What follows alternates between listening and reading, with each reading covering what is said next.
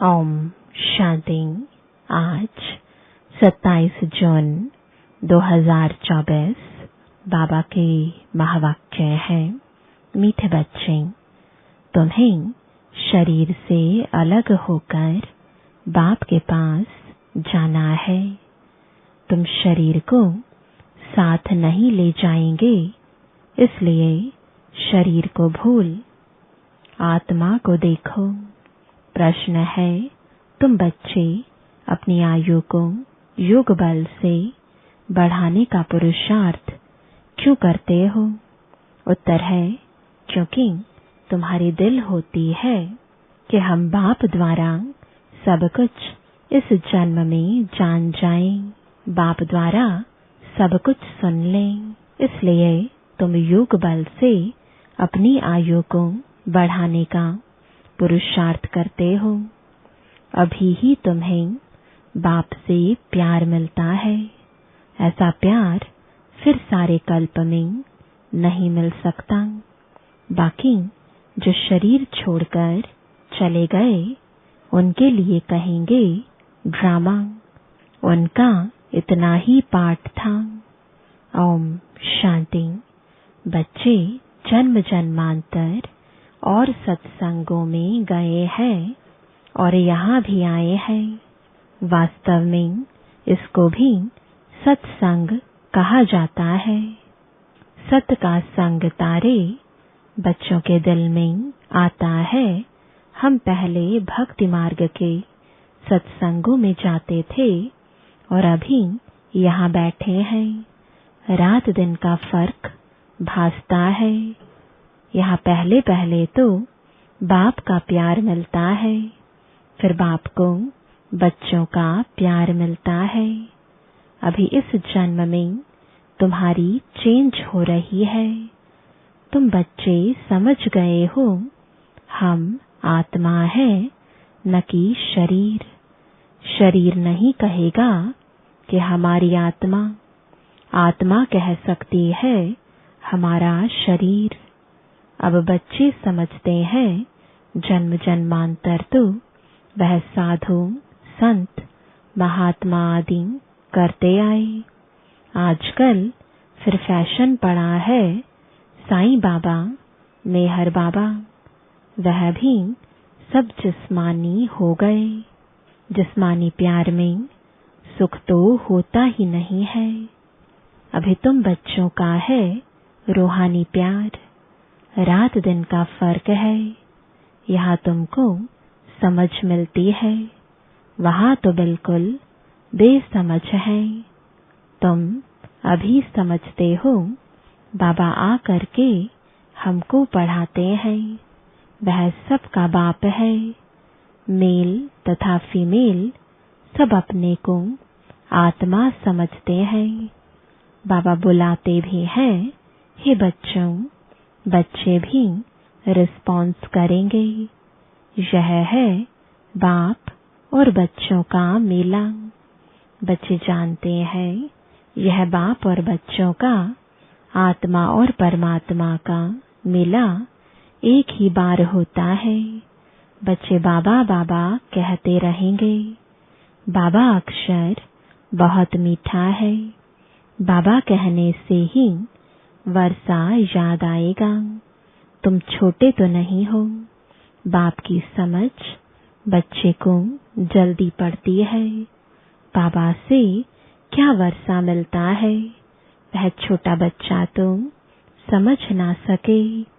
यहाँ तुम जानते हो कि हम बाबा के पास आए हैं।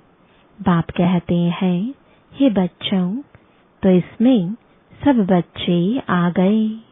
सब आत्माएं घर से यहाँ आती हैं पाठ बजाने। कौन कब पाठ बजाने आते हैं, यह भी बुद्धि में है। सबके सेक्शन अलग अलग हैं। जहाँ से आते हैं, फिर पिछाड़ी में सब अपने अपने सेक्शन में जाते हैं। यह भी सब ड्रामा में नोंद है। बाप किसको भेजते नहीं हैं। ऑटोमेटिकली यह ड्रामा बना हुआ है। हर एक अपने अपने धर्म में आते रहते हैं। बुद्ध का धर्म स्थापन हुआ नहीं है तो कोई उस धर्म का आएगा नहीं। पहले पहले सूर्यवंशी चंद्रवंशी ही आते हैं। जो बाप से अच्छी रीति पढ़ते हैं वही नंबरवार सूर्यवंशी चंद्रवंशी में शरीर लेते हैं। वहाँ विकार की तो बात नहीं। योग बल से आत्मा आकर गर्भ में प्रवेश करती है। उससे समझेंगे कि मेरी आत्मा इस शरीर में जाकर प्रवेश करेगी। बूढ़े समझते हैं हमारी आत्मा योग बल से जाकर यह शरीर लेगी। मेरी आत्मा अब पुनर्जन्म लेती है। वह बाप भी समझते हैं हमारे पास बच्चा आया है, बच्चे की आत्मा आ रही है जिसका साक्षात्कार होता है। वह अपने लिए समझते हैं हम जाकर दूसरे शरीर में प्रवेश करते हैं। यह भी विचार उठते हैं ना, जरूर वहाँ का कायदा होगा। बच्चा किस आयु में आएगा वहाँ तो सब रेगुलर चलता है ना। वह तो आगे चल महसूस होगा, सब मालूम पड़ेगा। ऐसे तो नहीं 15-20 वर्ष में कोई बच्चा होगा जैसे यहाँ होता है। नहीं, वह आयु 150 वर्ष की होती है। तो बच्चा तब आएगा जब आधा लाइफ से थोड़ा आगे होंगे। उस समय बच्चा आता है क्योंकि वहाँ आयु बड़ी होती है। एक ही तो बच्चा आना होता है, फिर बच्ची भी आनी है। कायदा होगा पहले बच्चे की फिर बच्ची की आत्मा आती है। विवेक कहता है पहले बच्चा आना चाहिए, पहले मेल पीछे फीमेल। 8-10 वर्ष देरी से आएंगे।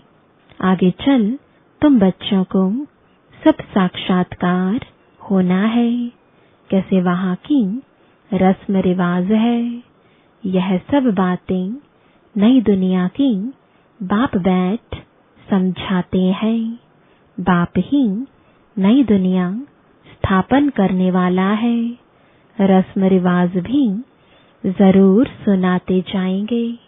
आगे चल बहुत सुनाएंगे और तब साक्षात्कार होते रहेंगे।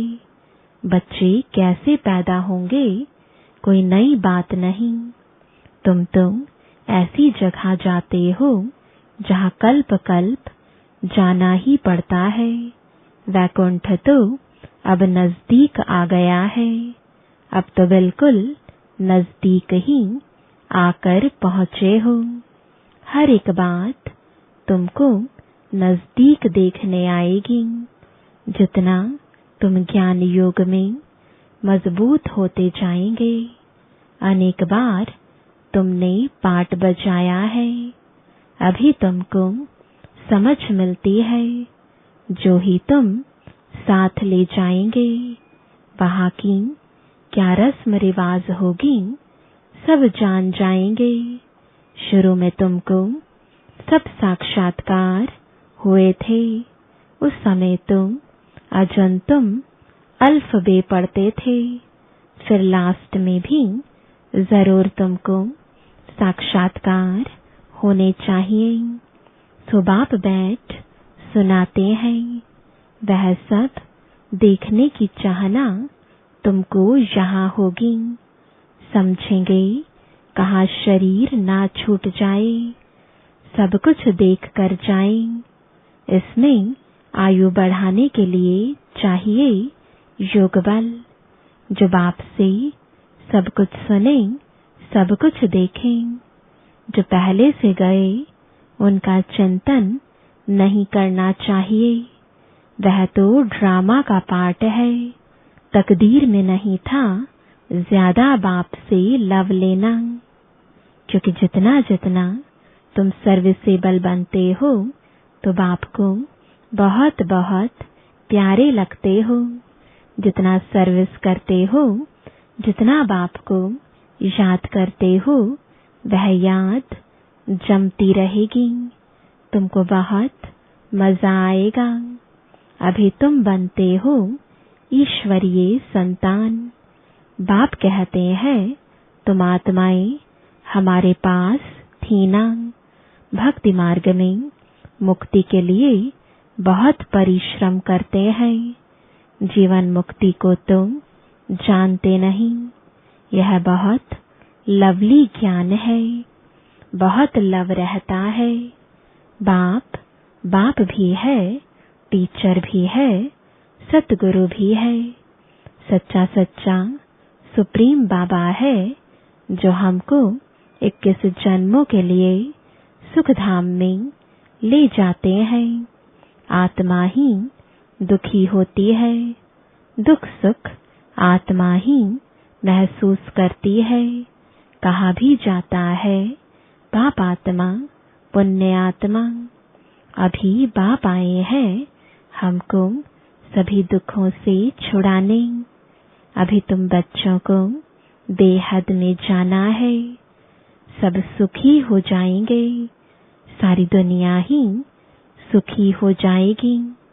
ड्रामा में पार्ट है, उनको भी तुम समझ गए हो। तुम कितना खुशी में रहते हो। बाबा आया है हमको स्वर्ग में ले चलने लिए। हम सब आत्माओं को स्वर्ग में ले जाएंगे। बाप धैर्य देते हैं, मीठे मीठे बच्चों, मैं तुमको सब दुखों से दूर करने आया हूँ। तो ऐसे बाप से कितना प्यार होना चाहिए। सभी संबंधों ने तुमको दुख दिया है। यह है ही दुखदाई संतान। तुम दुखी होते दुख की ही बातें सुनते आए हो। अब बाप सब बातें समझा रहे हैं। अनेक बार समझाया है और चक्रवर्ती राजा बनाया है। तो जो बाप हमको ऐसा स्वर्ग का मालिक बनाते हैं, उन पर कितना प्यार होना चाहिए। एक बाप को ही तुम याद करते हो। सिवाय बाप के और कोई से संबंध नहीं। आत्मा को ही समझाया जाता है हम सुप्रीम बाप के बच्चे हैं। अब जैसे हमको रास्ता मिला है, फिर औरों को भी सुख का रास्ता बताना है। तुमको सिर्फ आधा कल्प के लिए ही नहीं, पौना कल्प के लिए सुख मिलता है। तुम पर भी कई कुर्बान जाते हैं, क्योंकि तुम बाप का संदेश बताकर सब दुख दूर कर देते हो।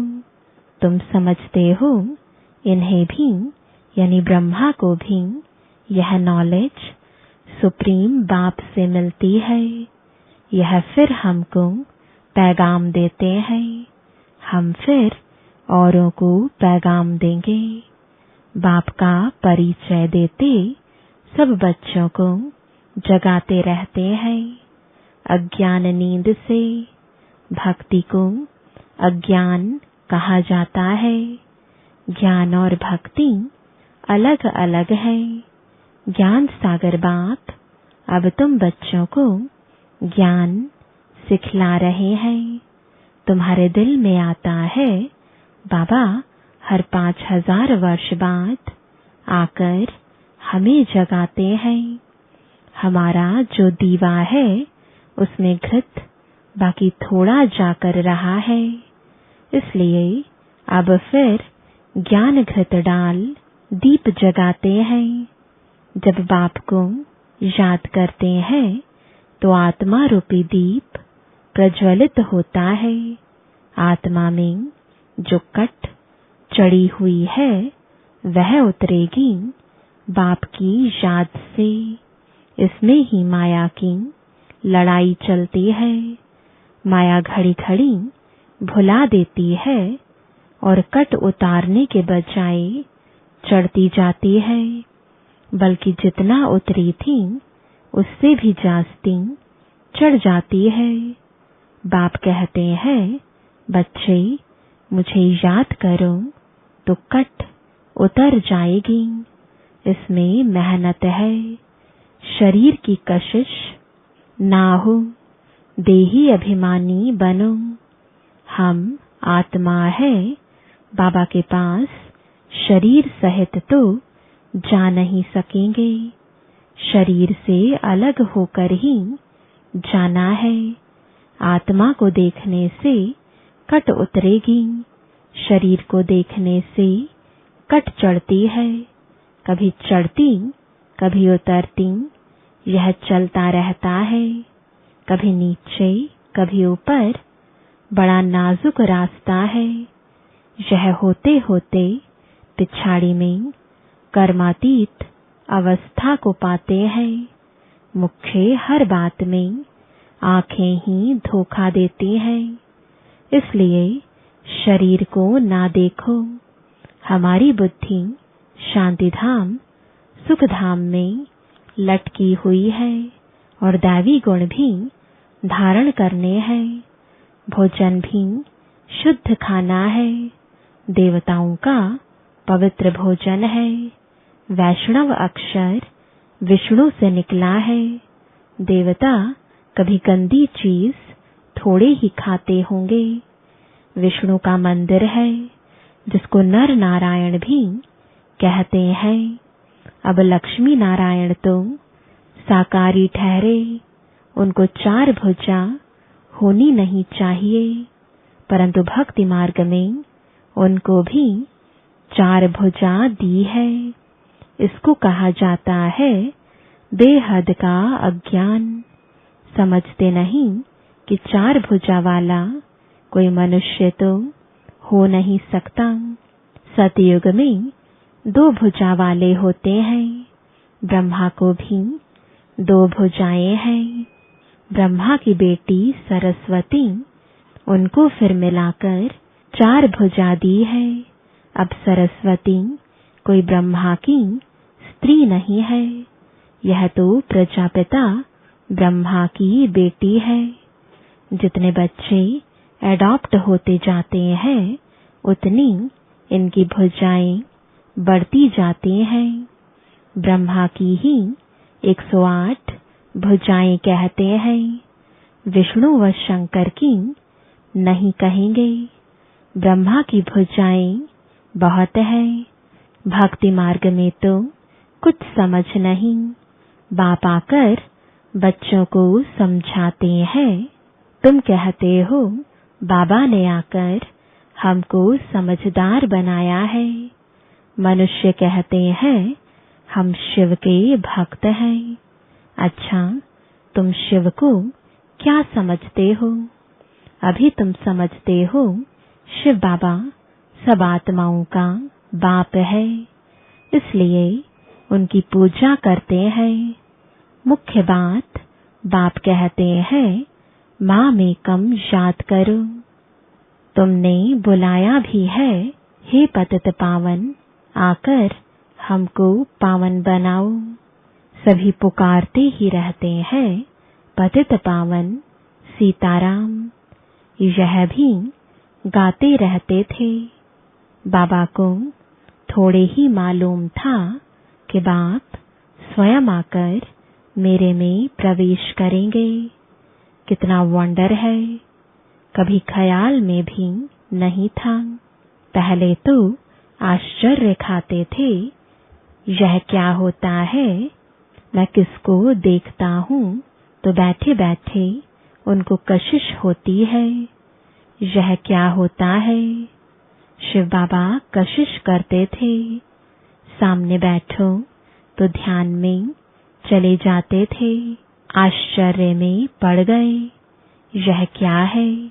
इन बातों को समझने के लिए फिर एकांत चाहिए। तब वैराग्य आने लगा। कहाँ जाऊं? अच्छा, बनारस जाता हूँ। यह उनकी कशिश थी। जो इसको भी कराते थे। इतनी बड़ी कारोबार सब छोड़कर गया। उन बेचारों को क्या पता कि बनारस में क्यों जाते हैं। फिर वहां बगीचे में जाकर ठहरा। वहां पेंसिल हाथ में उठाकर दीवारों पर चक्र बैठ निकालता था। बाबा क्या कराते थे कुछ पता नहीं पड़ता था। रात को नींद आ जाती थी। समझता था कहाँ उड़ गया हूँ। फिर जैसे नीचे आ जाता था। कुछ पता नहीं क्या हो रहा है। शुरू में कितने साक्षात्कार होते थे। बच्चियां बैठे बैठे ध्यान में चली जाती थीं। तुमने बहुत कुछ देखा है। तुम कहेंगे जो हमने देखा सो तुमने नहीं देखा। फिर पिछाड़ी में भी बाबा बहुत साक्षात्कार कराएंगे क्योंकि नजदीक होते जाएंगे। अच्छा, मीठे मीठे सिकिलदे बच्चों प्रति माता पिता बाप दादा का याद प्यार और गुड मॉर्निंग। रूहानी बाप की रूहानी बच्चों को नमस्ते। रूहानी बच्चों की रूहानी बाप दादा को गुड मॉर्निंग और नमस्ते। धारणा के लिए मुख्य सार है। पहला, बाप का संदेश सुनाकर सबके दुख दूर करने हैं। सबको सुख का रास्ता बताना है। हदों से निकल बेहद में जाना है। दूसरा, अंत के सब साक्षात्कार करने के लिए तथा बाप के प्यार की पालना लेने के लिए ज्ञान योग में मजबूत बनना है। दूसरों का चिंतन ना कर योग बल से अपनी आयु बढ़ानी है। वरदान है अलबेलेपन व अटेंशन के अभिमान को छोड़ बाप की मदद के पात्र बनने वाले सहज पुरुषार्थी भव। कई बच्चे हिम्मत रखने के बजाय अलबेलेपन के कारण अभिमान में आ जाते हैं कि हम तो सदा पात्र हैं ही। बाप हमें मदद नहीं करेंगे तो किसको करेंगे। इस अभिमान के कारण हिम्मत की विधि को भूल जाते हैं। कईयों में फिर स्वयं पर अटेंशन देने का भी अभिमान रहता जो मदद से वंचित कर देता है।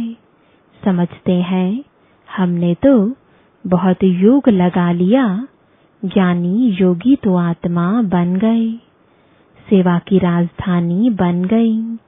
इस प्रकार के अभिमान को छोड़ हिम्मत के आधार पर मदद के पात्र बनो तो सहज पुरुषार्थी बन जाएंगे। स्लोगन है, जो वेस्ट और नेगेटिव संकल्प चलते हैं उन्हें परिवर्तन कर विश्व कल्याण के कार्य में लगाओ। ओम शांति।